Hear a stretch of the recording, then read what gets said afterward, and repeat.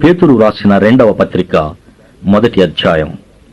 యేసుక్రీస్తు దాసుడును అపోస్తలుడునైన సీమోను పేతురు, మన దేవుని యొక్క రక్షకుడైన యేసుక్రీస్తు యొక్కయు నీతిని బట్టి మావలినే అమూల్యమైన విశ్వాసము పొందిన వారికి శుభమని చెప్పి వ్రాయునది.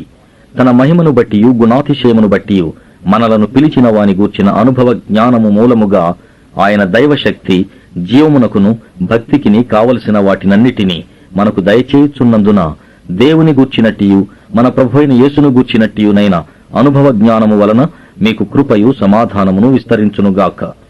ఆ మహిమ గుణాతిశయములను బట్టి ఆయన మనకు అమూల్యములను అత్యధికములునైన వాగ్దానములను అనుగ్రహించి ఉన్నాడు. దురాశను అనుసరించుట వలన లోకమందున్న భ్రష్టత్వమును ఈ వాగ్దానముల మూలముగా మీరు తప్పించుకుని దేవ స్వభావమునందు పాలివారగునట్లు వాటిని అనుగ్రహించెను. ఆ హేతువు చేతనే మీ మట్టుకు మీరు పూర్ణ జాగ్రత్త గలవారై మీ విశ్వాసమునందు సద్గుణమును, సద్గుణమునందు జ్ఞానమును, జ్ఞానమునందు ఆశానిగ్రహమును, ఆశానిగ్రహమునందు సహనమును, సహనమునందు భక్తిని, భక్తియందు సోదర ప్రేమను, సోదర ప్రేమయందు దయను అమర్చుకొనుడి.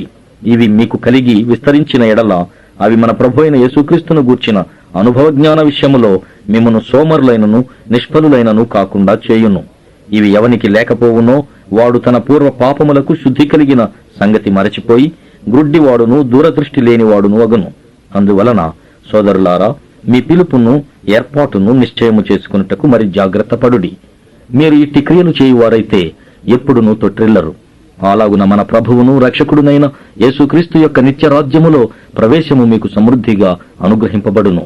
కాబట్టి మీరు ఈ సంగతులను తెలుసుకుని మీరంగీకరించిన సత్యమందు స్థిరపరచబడి ఉన్నను. వీటిని గూర్చి ఎల్లప్పుడూ మీకు జ్ఞాపకము చేయుటకు సిద్ధముగా ఉన్నాను. మరియు మన ప్రభువైన యేసుక్రీస్తు నాకు సూచించిన ప్రకారము నా గుడారమును త్వరగా విడిచిపెట్టవలసి వచ్చునని ఎరిగి నేను ఈ గుడారములో ఉన్నంతకాలము ఈ సంగతులను జ్ఞాపకము చేసి మిమ్మను రేపుట న్యాయమని ఎంచుకొనుచున్నాను. నేను మృతి పొందిన తరువాత కూడా మీరు నిత్యము వీటిని జ్ఞాపకము చేసుకున్నట్లు జాగ్రత్త చేతును. ఎలయనగా చమత్కారముగా కల్పించిన కథలను అనుసరించి మన ప్రభువైన యేసుక్రీస్తు యొక్క శక్తిని, ఆయన రాకడను మేము మీకు తెలుపలేదు గాని ఆయన మహాత్మ్యమును మేము కనులారా చూచిన వారమై తెలిపితిమి. ఈయన నా ప్రియ కుమారుడు, ఈయన యందు నేను ఆనందించుచున్నాను అను శబ్దము మహా దివ్య మహిమ నుండి ఆయన యుద్ధకు వచ్చినప్పుడు తండ్రి అయిన దేవుని వలన ఘనతయు మహిమయు ఆయన పొందగా మేము ఆ పరిశుద్ధ పర్వతము మీద ఆయనతో కూడా ఉండిన వారమై ఆ శబ్దము ఆకాశము నుండి రాగా వింటిమి. మరియు ఇంతకంటే స్థిరమైన ప్రవచన వాక్యము మనకున్నది. తెల్లవారి వేకువ చుక్క మీ హృదయములలో ఉదయించు వరకు ఆ వాక్యము చీకటి గల చోటున వెలుగిచ్చు దీపమైనట్టున్నది. దాని యందు మీరు లక్ష్యముంచిన ఎడల మీకు మేలు. ఒకడు తన ఊహను బట్టి చెప్పుట వలన లేఖనములో ఏ ప్రవచనమును పుట్టదని మొదట గ్రహించుకొనవలెను. ఎలయనగా ప్రవచనం ఎప్పుడునూ మనుషుని ఇచ్ఛను బట్టి కలుగలేదు గాని మనుషులు పరిశుద్ధాత్మ వలన ప్రేరేపింపబడిన వారై దేవుని మూలముగా పలికిరి. 2వ అధ్యాయం. మరియు అబద్ధ ప్రవక్తలు ప్రజలలో ఉండిరి. అటువలనే మీలోనూ అబద్ధ బోధకులుందురు. వీరు తమను కొనిన ప్రభువును కూడా విసర్జించుచు తమకు తామే శీఘ్రముగా నాశనము కలుగ చేసుకునుచు నాశనకరమగు భిన్నాభిప్రాయములను రహస్యముగా బోధించుదురు. మరియు అనేకులు వారి పోకిరి చేష్టలను అనుసరించి నడుతురు. వీరిని బట్టి సత్యమార్గము దూషింపబడును. వారు అధిక లోభులై కల్పనావాక్యములు చెప్పుచు మీ వలన లాభము సంపాదించుకుందురు. వారికి పూర్వము నుండి విధింపబడిన తీర్పు ఆలస్యము చేయదు. వారి నాశనము కొనికి నిద్రపోదు. దేవదూతలు పాపము చేసినప్పుడు దేవుడు వారిని విడిచిపెట్టక పాతాళ లోకమందలి కటిక చీకటి గల బిలములలోనికి త్రోసి తీర్పుకు కావలిలో ఉంచబడుటకు వారిని అప్పగించెను.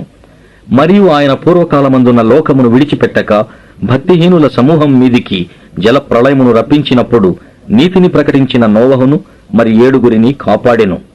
మరియు ఆయన సొదొమ గొమొర్రాలను పట్టణములను భస్మము చేసి ముందుకు భక్తిహీనులకు వారికి వాటిని దృష్టాంతముగా ఉంచుటకై వాటికి నాశనము విధించి దుర్మార్గుల కామ వికారయుక్తమైన నడవడి చేత బహుబాధపడిన నీతిమంతుడగు లోతును తప్పించెను.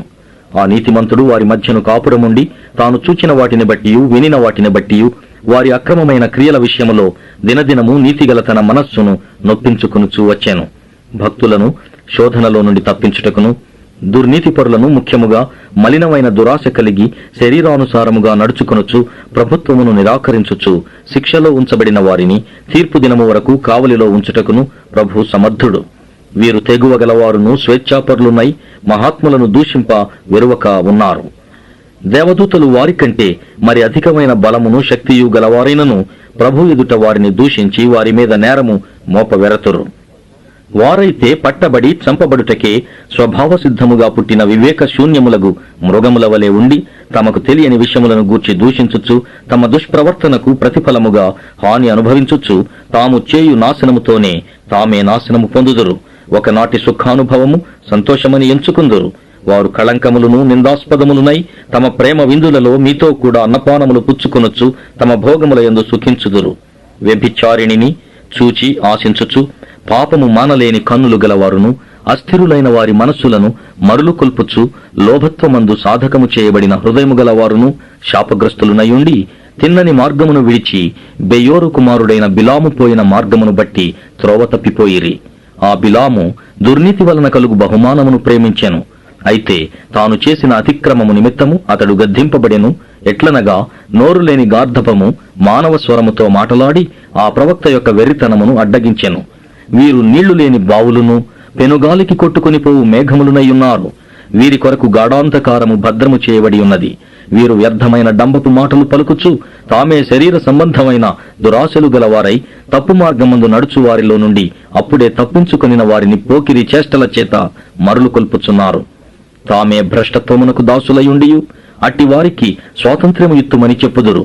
ఒకడు దేని వలన జయింపబడునో దానికి దాసుడగును గదా. వారు ప్రభువును రక్షకుడుమైన యేసుక్రీస్తు విషయమైన అనుభవ జ్ఞానము చేత ఈ లోక మాలిన్యములను తప్పించుకునిన తరువాత మరలా వాటిలో చిక్కుబడి వాటి చేత జయింపబడిన ఎడల వారి కడవరి స్థితి మొదటి స్థితి కంటే మరి చెడ్డదగును. వారు నీతి మార్గమును అనుభవపూర్వకముగా తెలుసుకొని తమకు అప్పగింపబడిన పరిశుద్ధమైన ఆజ్ఞ నుండి తొలగిపోవుట కంటే ఆ మార్గము అనుభవపూర్వకముగా తెలియకయుండుటయే వారికి మేలు. కుక్క తన వాంతికి తిరిగినట్టును కడుగబడిన పంది బురదలో దొర్లుటకు మళ్లినట్టును అను నిజమైన సామెత చొప్పున వీరికి సంభవించెను. 3వ అధ్యాయం. ప్రియులారా, ఈ 2వ పత్రిక మీకిప్పుడు రాయిచున్నాను. పరిశుద్ధ ప్రవక్తల చేత పూర్వమందు పలుకబడిన మాటలను ప్రభు అయిన రక్షకుడు మీ అపోస్తలుల ద్వారా ఇచ్చిన ఆజ్ఞను మీరు జ్ఞాపకము చేసుకునవలెనను విషయమును మీకు జ్ఞాపకము చేసి నిర్మలమైన మీ మనసులను రేపుచున్నాను. అంత్యదినములలో అపహాసకులు అపహసించుచూ వచ్చి తమ స్వకీయ దురాశల చొప్పున నడుచుకొనొచ్చు. ఆయన రాకడను గూర్చిన వాగ్దానం ఏమాయను?